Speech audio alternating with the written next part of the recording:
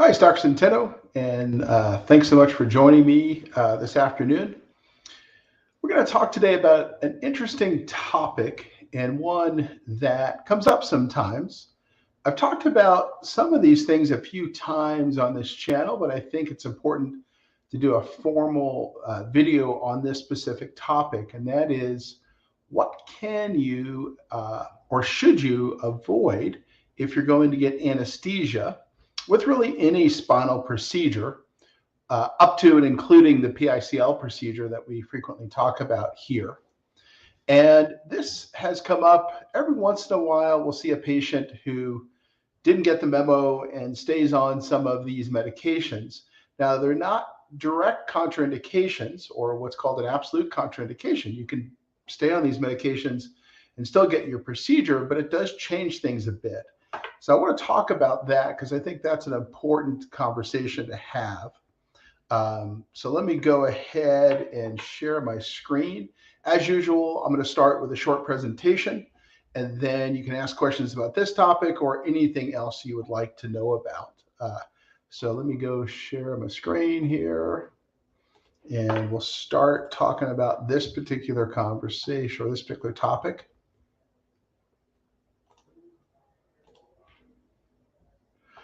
Okay, so the topic today is focused on some very specific things here. Which medications can increase anesthesia risk? And I'm discussing here for a PICL procedure, but it really could be any spinal injection procedure, so it doesn't have to be PICL. So there's always been medications that we know that can negatively impact stem cell or platelet procedures. And we have those medications on a list. Some of those are things that you just probably shouldn't take because they'll impact the outcome. Now, there's only a few things that you definitely shouldn't mix, like, for instance, getting an epidural procedure and being on blood thinners, for example. And most of these things are more in the category of, well, you can certainly take those things, but may impact your procedure. Then we get into this other concept that if you're getting anesthesia, is there a separate list of medications that can increase the risk for anesthesia? So again, it's not like if you take these medications, you're going to die if you get anesthesia. But there is an increased risk if you're on these medications. So there's this concept in medicine of what's called an absolute contraindication. And that means basically if you do a procedure and are on that drug, you could have very serious problems. So a common sense one to think about is you're on blood thinners and you're getting a surgical procedure and no one knows you're on blood thinners. And there's been really nothing to try to deal with your possible bleeding during a procedure. Obviously, that's an absolute contraindication. There are things that can be done to mitigate that risk. If you have to stay on blood thinners, usually that's called a heparin bridge. But that's an example of something that I would call an absolute contraindication. You can't really do this and that and not tell us about it. Then we get into what are called relative contraindications. And this just means that there may be some additional risk, or perhaps if you're taking this particular drug, you don't really want to mix it with this procedure. And this is more of a caution sign than it is a don't do this sign. And today we'll focus on medications that are a relative contraindication for all IV anesthesia, including for the PICL procedure. So total IV anesthesia is what we're talking about, and that's the use of medication that's given intravenous to the patient to cause the patient to go to sleep or cause significant sedation during a procedure. Usually the patient won't remember the procedure, or if they do, they were pretty sleepy during it. Now, the critical thing I'm trying to get across here is that really any medication that you're taking that increases the amount of anesthesia medications that it takes to put you to sleep raises the risk of anesthesia. And you might ask yourself, why? That doesn't make a lot of sense to me. And it's because of what we call a tightrope patient. So normally, if you're a patient getting anesthesia, there's a fairly wide band between crashing and losing your blood oxygen saturation and being awake. Now, the problem with patients that are on these medications we're going to discuss is instead that band dramatically narrows. So in addition, it also shifts. And what that means is that it takes a lot more medication to put these people asleep. And that increases the risk for a crash. And the difference between the two is a pretty narrow band, or the tightrope. So it's very easy to knock these people off the tightrope into a crash where they can't hold their blood oxygen level up. And that just increases the risk. Now, if you've got appropriate resuscitation equipment, it's not a big issue. But there's always a risk anytime someone loses their blood oxygen level. You also got to usually stop the procedure because you're going to have to break the sterile field. You're going to have to break out an ambu bag. You may have to put an oral airway in, et cetera, et cetera, et cetera. So it increases the overall risk of the procedure because you're breaking that sterile field for things like infection as well. And the drugs that we generally see the most of, and this is not an inclusive, all-inclusive list, are THC, CBD products, which are becoming very common. Listen, I've got no problem with THC at all. I live in Colorado, Rocky Mountain High. We were the first state in the union to actually have recreational THC. We've had it for a very long time now. So it's not really a problem from that standpoint at all. And I'd much rather see someone taking CBD than a narcotic. But it acts very similar to narcotics when it comes to anesthesia requirements. It dramatically ups those anesthesia requirements, and it causes that person to become more of a tightrope type patient with anesthesia. Obviously, narcotics can do this. Other types of pain medications can cause this tightrope effect, or the patient requires a lot more anesthesia. And low-dose naltrexone, interestingly, does it pretty reliably as well. Even though in the vernacular, there's this concept of this is low dose, it's not low dose in how it changes your body's ability to tolerate anesthesia, meaning that you need a lot more anesthesia to get that person to sleep. And the other thing we tend to see it with is polypharmacy, and that's when someone's taken lots of different medications and they chew through anesthesia medications quickly because their body is used to chewing through those multiple medications that they take on a day-to-day basis. So again, what we're talking about here is that this doesn't mean that the PICL procedure can't be performed generally when a patient's on these drugs. But what it does do is it increases the risk of a crash and also increases the risk that we won't be able to get the procedure performed. And that's because the PICL, we're working through the patient's airway. So it's actually doubly impacted by these sorts of issues. Now, how much are these risks raised?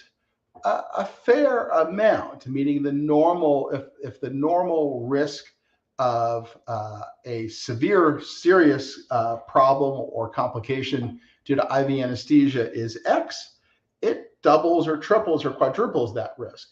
Now, the good news is all of those risks are still very small, but it does increase them.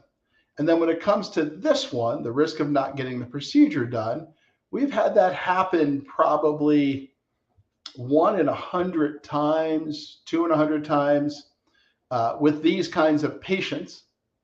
And if we have a patient that doesn't have this issue, that's much, much less likely. So long story short is you can be on these drugs. You got to tell us, and it'll make things much, much harder for us, and obviously increase the risk for you. So the thing to recognize in addition with these drugs is this isn't the kind of thing that you can just stop and say, well, the problem's gone, or stop for a week or two. These drugs change the chemistry, and in terms of pain medications, including low-dose naltrexone, the wiring of your neurology. So it takes months for these effects to wear off. So you can't just stop one of these drugs and say, I'm good, because your body's got to readjust its chemistry and sometimes its wiring in order for things to go back to normal. So in summary,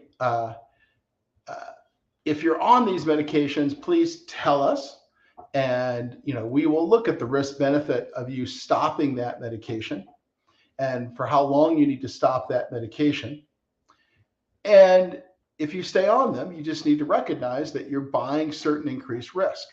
Now, again, the risks we're talking about as far as personal harm are still very small, even if they double or triple or quadruple. But the biggest concern for me is usually that we're increasing the risk of not being able to get the procedure done.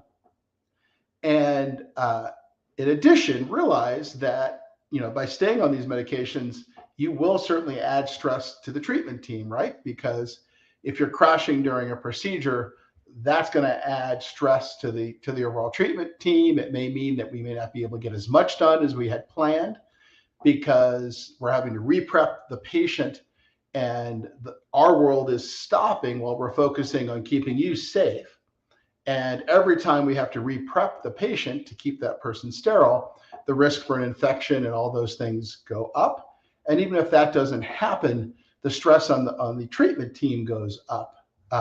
So this is an important topic to realize. That's something that you need to communicate with us about. Okay, so let me stop the sharing here, and then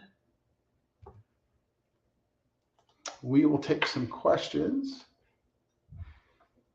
Okay, so questions here. Cian, having tension above my left collarbone and the side of the neck, what could be causing this? Oh, yeah, you may want to look at, let me go to that blog. I did one on that topic not too long ago. You find it first, and I'll share it. So this is the blog here.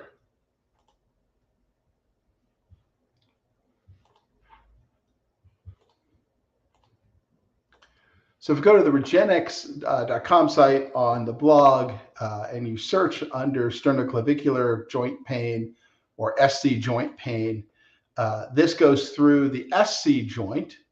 Now, it may not be the SC joint, it might be other things that attach to the clavicle, but the SC joint does refer pain to the side of the neck. So if you mess with this joint here, it will refer pain in these areas that are shown in this drawing. So that's something to think about, whether or not there's an issue with the sternoclavicular joint. That's where the collarbone comes into the sternum there. So if we look at the picture there, it's this joint medially. Or if we look at this picture, it's this joint between the breastbone and the collarbone. Submitted by Harry Winston. Are there any medications in journal other than anesthesia that we should avoid if we were planning a PICL procedure? I think I answered that one, Harry. I think what you're talking about is medications that can impact anesthesia. There's lots of different other medications that we might be concerned about, really separate from anesthesia. That would include nonsteroidal anti-inflammatory drugs, oral steroid drugs, steroid injections, if we're doing any spinal injection work, being on a blood thinner, that kind of stuff. But I think we went over the anesthesia part of that already. Submitted advanced by Melinda Scott. Can the PICL procedure be done without anesthesia if we don't tolerate anesthesia well? Not a possibility. Melinda, that can't be done. It would be too dangerous to do without anesthesia. So if you can't tolerate anesthesia, you can't have the PICL procedure. That's the way that goes. In the same way, you can't do neck surgery or a fusion without anesthesia. That's not a possibility, regardless of how you tolerate it or don't tolerate it. Daniel, I did chin tucks as physical therapy before I knew that I had CCI. How bad is that for the ligaments? Shouldn't be that bad. I doubt that there was additional ligament damage from doing chin tucks. Pia, what do you consider polypharmacy? Polypharmacy just means that the person's on a lot of drugs. And it's a medical term that we use when we think that the patient's on so many different drugs that there may be interactions between those drugs. So for instance, a person comes in with a medication list of 8 different drugs that they're on, and 2 or 3 of them probably shouldn't be prescribed together. Or just a person comes in with an extremely long medication list, and what those medications are doing is revving up the system that chews up medications. There's a bunch of them, but one of them is called the P450 system. So that's really, in this context, why I was concerned about polypharmacy. If you take a lot of drugs, your body gets better at chewing up drugs, including the anesthesia drugs that we give you. How long do ligaments try to heal by themselves after a trauma injury? Yeah, it's a good question. You kind of get one bite at the healing apple when it comes to ligaments. And usually if you're younger, we're talking about 1 to 2 months of healing time until most of the ligament is healed. If you're older, kind of like an old guy like me or similar to my age, we were talking more like 3 or 4 months to get the ligament to fully heal, but it's probably tightening down in that first month or 2. And that's all you get. And it either heals or it doesn't heal. If it doesn't heal, you're left with instability. And then over time, as we've talked about here, many different times, that can lead to the joint that the ligaments protect getting beat up. Mark, are there some ligaments that are better to treat with PLM and dextrose versus SCP-14X?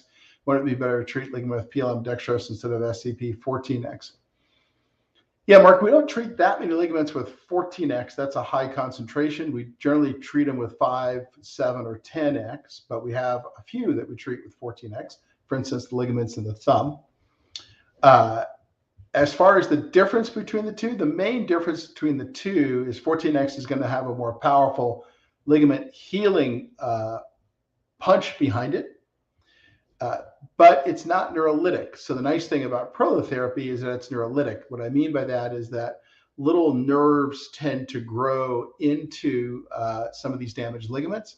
And if you inject hypertonic dextrose plus platelet lysate, you'll get the growth factor effect from the platelet lysate, and you'll get the neurolytic effect, meaning killing off those little nerves from the dextrose. So that's why we generally tend to use PLM dextrose in most ligament issues. Every once in a while, we'll switch that to PRP to pack a bigger ligament healing punch. Mark, can an intradiscal lumbar increase stability? Yeah, Mark, that's a good question. Certainly the low back disc, if we look at that,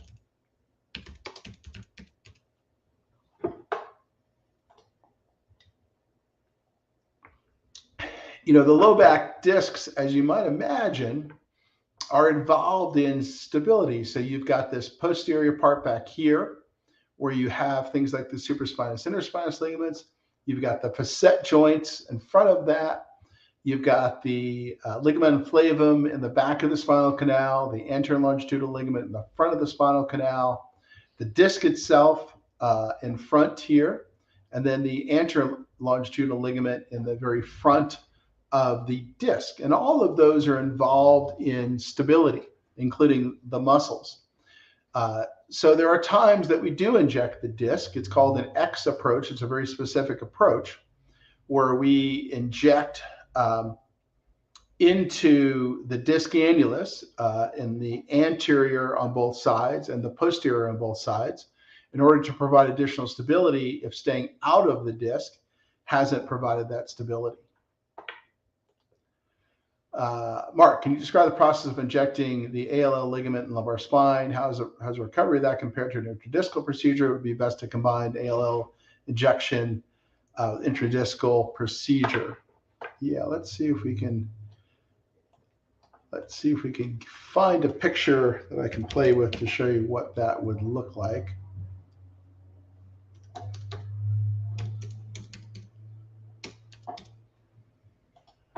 Okay, let's see what would be good. This is a nice one. Okay, so I'm going to go put that in a separate PowerPoint presentation so I can mark it up.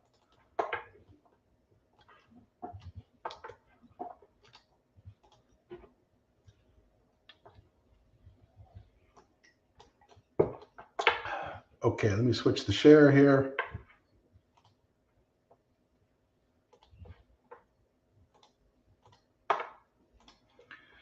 Okay, so we have here the disc.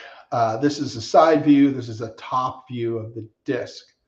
Now, what you see in the front here at number 4 is the anterior longitudinal ligament, or ALL. That's the one you're talking about. So if we want to treat the ALL, which can be done for sure, we have to go through the disc like you're going to do an intradiscal procedure, and in through the opposite part of the disc into the anterior longitudinal ligament. And the good news is, I mean, it's not rocket science. Obviously, it needs to be done under X-ray guidance. Now, the big concern, realize, is that you've got a few things in the front there that you wouldn't want to inject into, and that would include the sympathetic chain, which is about right there. That would also include the aorta and the vena cava, so the big vessels that live in the front of the spine, underneath the intestinal contents. And then obviously, if you were a complete Yahoo, someone who just didn't really know what they were doing, you'd have to be concerned about the actual going into the stomach contents, because all of this is covered by the sort of back wall of the abdomen. And then over here would be the stomach and front. So obviously that would be hard to do, but it's theoretically possible. So listen, ALL can be injected. It's a very fine procedure in that you've got to be able to go just outside the disc and only into this ligament, and make sure you don't have anything going anywhere else, because there's important stuff in front of the disc here. So you go through the disc, or you have to go intradiscal in order to get the ALL. Ashley, how can patients waiting for a PICL protect themselves from further injury? Is a collar recommended prior to treatment? You know, Ashley, a collar is sort of a two-edged sword, in that a collar can go ahead and increase muscle atrophy. So I would think you'd only want to use a collar when you're traveling and things like that.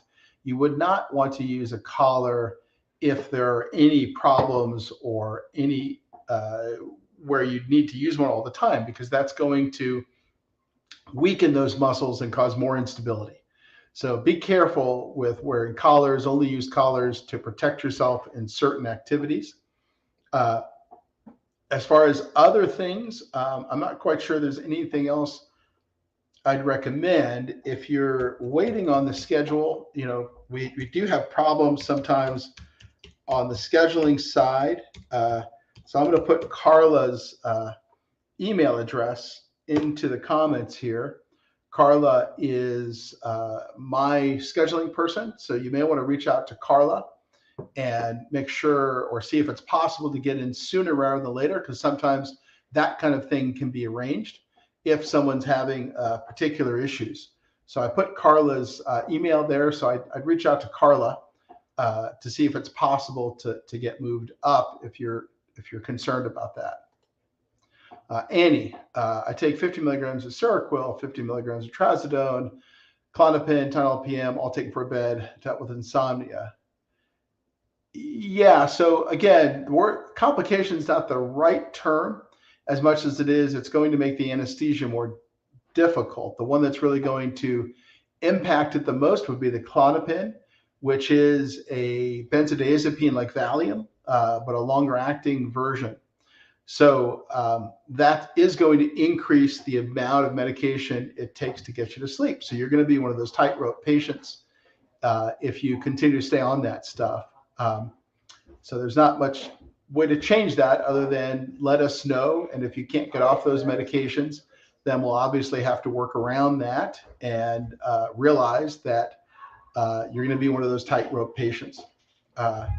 Just realize, though, it is going to increase the risk of you basically not being able to complete the procedure. Now, it's not a big increased risk, meaning that we might not be able to complete 1 in 200 of these. So maybe that risk goes to 2 in 100, but it's still 4x over what it was. So just realize that that's a potential issue there.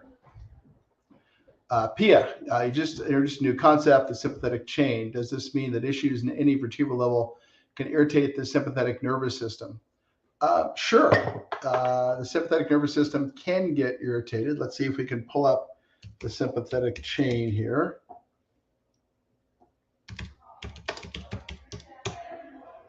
So let's see here. We were talking about the lumbar sympathetic chain, which is fairly complex. So let me go ahead and pull that up.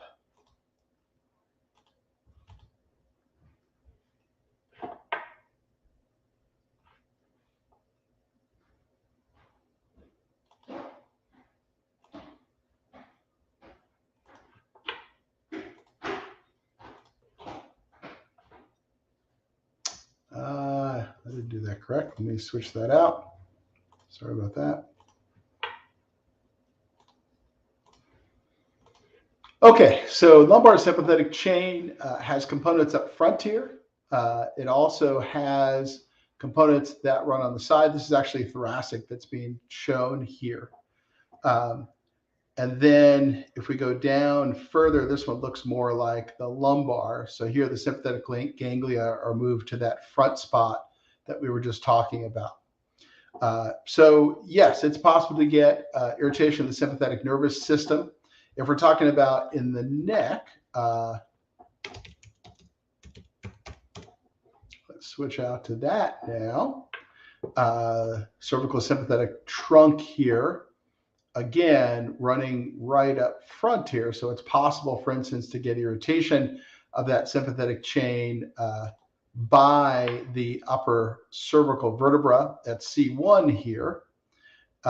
Similar to what we talk about when we discuss the possibility of irritation of the vagus nerve and or internal jugular vein, although I think there's more separation between those two structures than is shown here.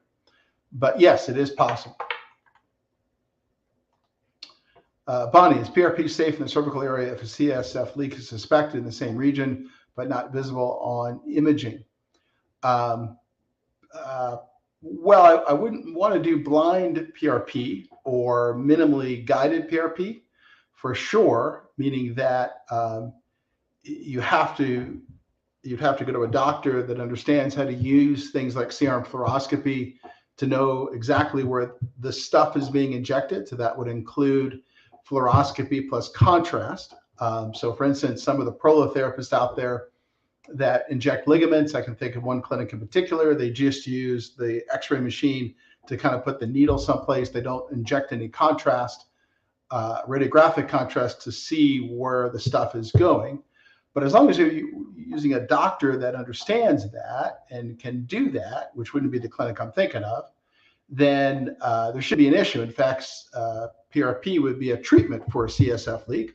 In our experience, much more effective than fibrin injection because it can be clotted there, and then you've got growth factors that can help heal the torn area. But again, you wouldn't want to inject it blind or have someone who didn't understand how to use x-ray guidance and contrast to make sure they knew where they were going. In that case, someone could put the needle where they're not supposed to and cause a new leak. But you wouldn't want to get injected that way anyway. Okay, so here's another one. Pia, did I hear you say that irritation of the nervous system is often at C1 and CCI? Is that often the case? I don't think it's often the case. I think we tend to get more commonly vagus nerve irritation at that site. but it's possible, certainly, to get sympathetic chain irritation at C1 for sure. And that would cause strange autonomic phenomena. Now, for instance, vagus nerve irritation can lead to tachycardia or a rapid heart rate or POTS-like symptoms. Sympathetic chain irritation could lead to strange vasomotor things like, for instance, blood vessels that constrict in the cold and things like that. So it's definitely possible. I don't think it's the most common thing we see, but it's possible. CN, can there be damage in the front of the neck causing instability? Sure. Yeah. I mean, so if we look at the cervical anterior longitudinal ligament,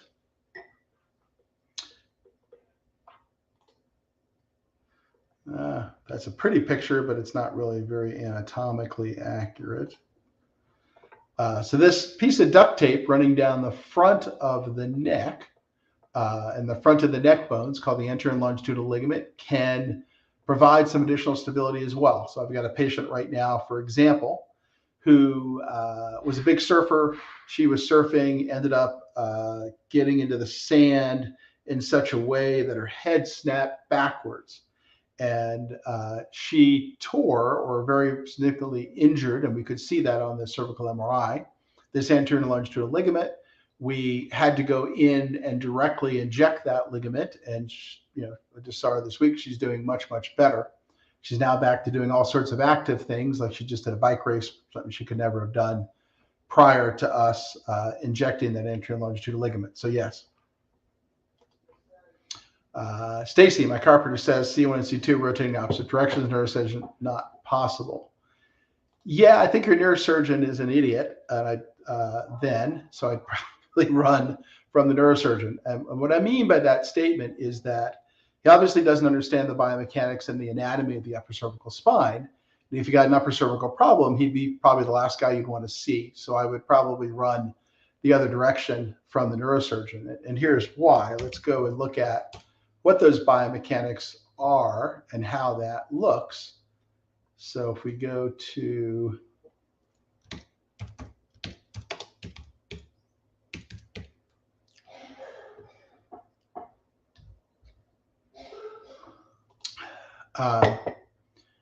so the C1, C2 facet joint, and I think I've talked about this a bunch of times here, is unique in the body. It's the only joint that I know of that's what's called a biconvex joint. So what biconvex means is that these surfaces are convex on convex. Normally we see things like this down here, where you've got a concave convex joint. So pretty much all joints in the body are this convex concave, right? They're two surfaces that meet, and once they're on top of each other, they lock each other in. But the C1, C2 facet joint is the opposite. It's got a convex on convex configuration. So what happens if you lose ligament or muscle integrity then at C1, C2 is it just goes down the hill. One rotates on the other. So in fact, we see that rotation all the time on MRIs. In fact, I've got, I think I had 3 of those this week, where you don't have to be a rocket scientist. You can look at the sagittal MRI. You can put markers on the front, and you can clearly see that one side is slipped forward versus the other. And we see it all the time on CCI patient imaging. And in fact, you can see it actually right here. You can see that this C1 and the front edge of this C1 doesn't match up with the front edge of that C1. And this is actually the internal jugular vein right here, which is getting pushed on by this rotated C2. So it's on MRIs. You just have to look for it. And obviously, if you know how this joint is put together. And so when I say run from this guy, the problem is a CCI patient can't see a neurosurgeon that doesn't understand upper cervical biomechanics. CN, having tension above my left collarbone and left side of my neck, what could be causing this? I think I already answered that one. Another thing that could be causing that, I think I talked about the SC joint, but another thing that could be causing that, if we look at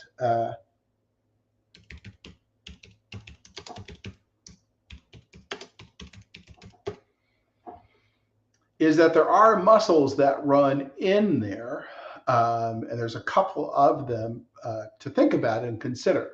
One would be the sternocleidomastoid. So you can see here that there's this collarbone component where the sternocleidomastoid muscle comes in. There are other small muscles that come in there as well. So SC joint, sternocleidomastoid, all of those things are game. Someone probably just needs to do a good hands-on exam and see which of those seems to be tender and causing the problem. Bonnie, is there any injury to the neck that can cause restricted blood flow to the head? And is that treatable? I think we tend to see more restricted outflow because of the nature of arteries and veins. So if we go back to that regenexx blog site and we look up internal jugular vein,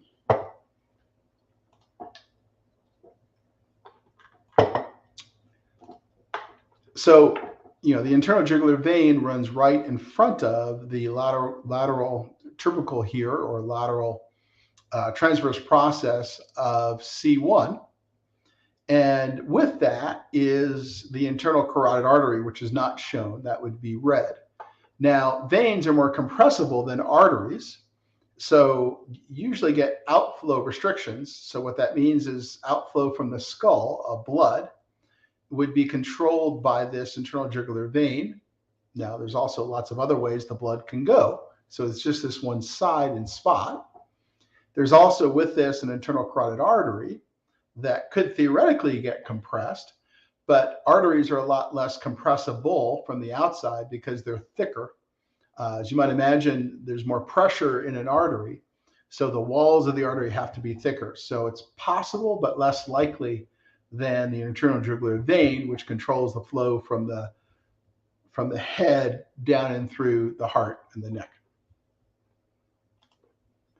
Cian, CT scan for the front of the neck, a good option.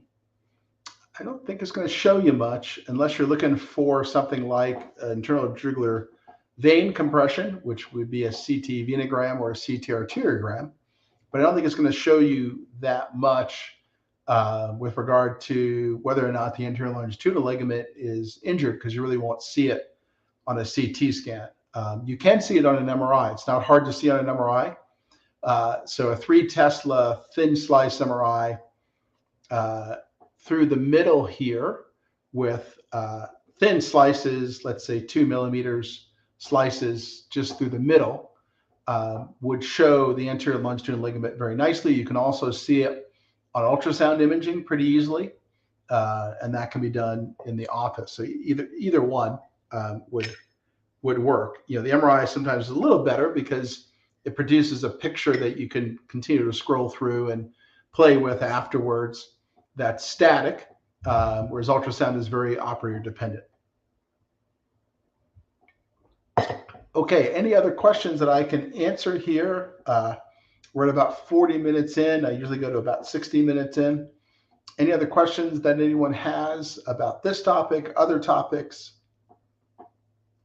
I'll wait just a couple minutes here. And just to start reviewing, so what we're talking about here in this video was this idea that it's really important to let your doctor know all the different medications you're taking. If you're on something that can increase the need for the doses of anesthesia that will be required to put you to sleep, then that's something we do need to know about, and we need to look at the risk and benefit of staying on that versus getting off.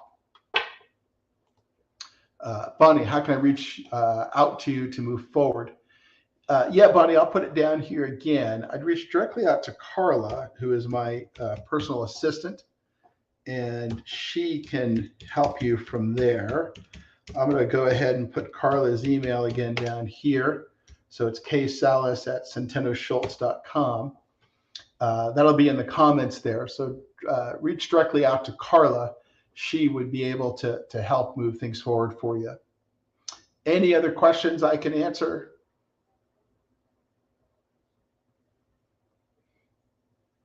So again, just to double it back around, you know, the focus here is, okay, we just had 2 questions come in. Or 3 questions. Let me see if I can get to those. Kristen, I have cracking in my C7, like it goes back and forth, in and out, which then affects my trap and shoulder. How would that be treated? Is that facet joint injections or other ligaments? So Kristen, we would need to see on flexion extension x-rays or DMX or flexion extension MRIs how that's moving. For instance, if it's moving more, let's say C7 on T1 in flexion, then we can treat these interspinous, supraspinous ligaments to tighten that down. If it is causing symptoms and it's in extension coming back this way, then that would be more than anterior and longitudinal ligament, which can be directly injected from the front. We wouldn't want to really do the ALL unless it was absolutely required, and that we had good reconnaissance that that was causing the problem, but that can be done. Facet joint injections probably wouldn't help with what you're describing if what you're describing is instability. Again, we'd need to see on some movement-based imaging if it's moving around too much, and if so, in which direction. Pia, what is normal distance between the occiput and C1? Occipital and C1. Pia, I'm not 100% sure what you're talking about there. Maybe a Bayesian-Dens interval.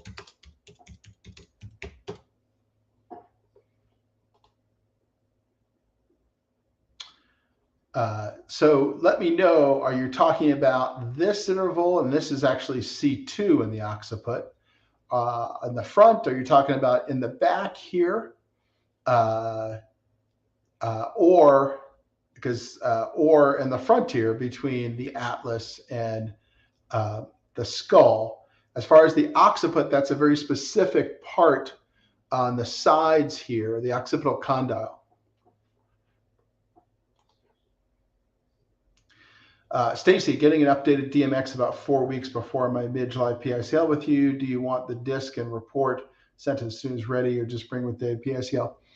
Yeah, Stacy, I think it'd be fine if you just brought it on the day of the PICL. We'll obviously review it together and see how it informs any decision-making for the procedure. Kristen, this has happened after my last DMX. It wasn't present before my PICL and PRP. Do I need to do another DMX? Let me see what has happened. Okay, cracking and popping at C7. You may need to do another DMX, or just go ahead and have your doctor look at that issue. It's certainly possible that now that things are getting tighter up here, there's a little bit more pressure going down here, revealing an unstable area that you didn't notice before. So I would ask your doctor directly, and you may need another DMX or just flexion extension x-ray in order to look at that. It's also possible that it's not unstable and you're just getting crepitus from the joint, a facet joint down there that is kind of beat up. So either one of those. Pia, yeah, you are talking about in the back. So we do frequently see that, Pia. In fact, I want to see if I can bring up that slide, because I just had a patient that asked that same question and ended up doing, I just need to take his name off of this because I don't want to expose that patient here. So let me save this as something else, and I can show you what we're talking about here.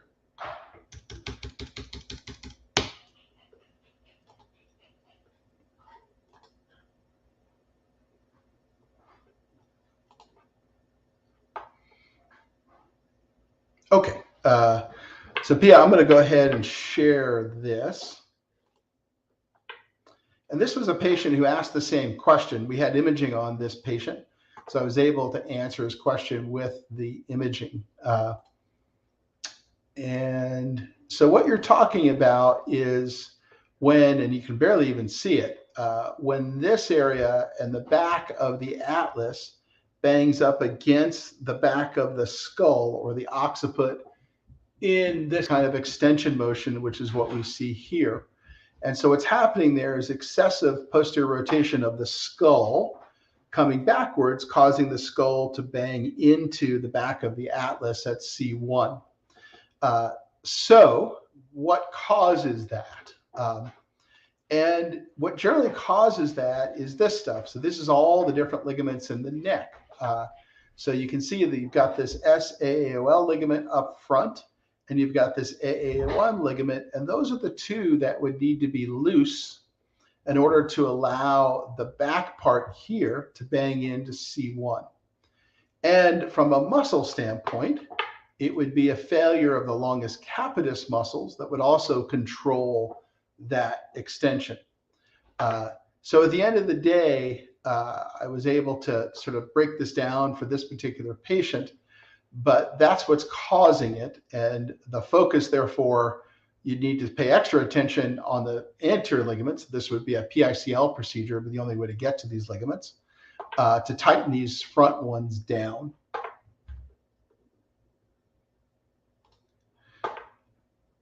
Okay, other questions I can answer at all about anything for anybody?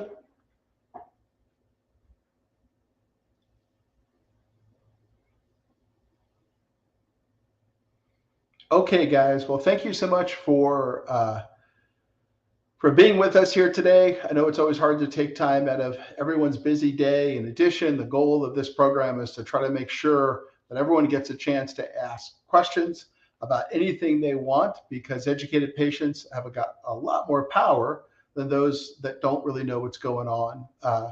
So I appreciate you all taking the time to get educated about all of these different things. And I am going to be here on this coming Monday as well. So I will be broadcasting this coming Monday. I'll have some interesting topics. I've already got 3 or 4 different topics I'm working on. But I'll figure out which one I'm going to do on Monday, and we'll head from there. So thanks so much, and have a great weekend. Thank you.